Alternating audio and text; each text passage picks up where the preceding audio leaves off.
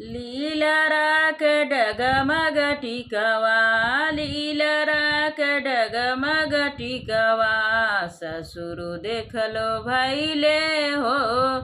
लीलरा के डगमग टिकवा, लीलरा के डगमग टिकवा, ससुर देखलो भैले हो।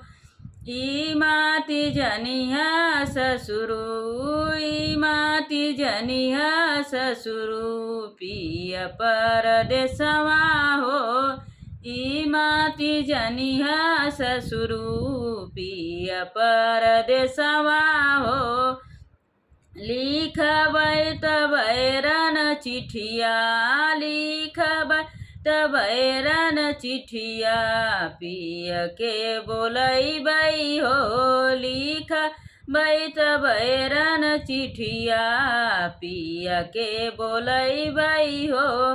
लिखबै तबैरन चिठिया, भेजबै तबैरन चिठिया, भेजबै तबैरन चिठिया, पिया के बोलैबै हो। लिखबै तबैरन चिठिया, पिया के बोलैबै हो।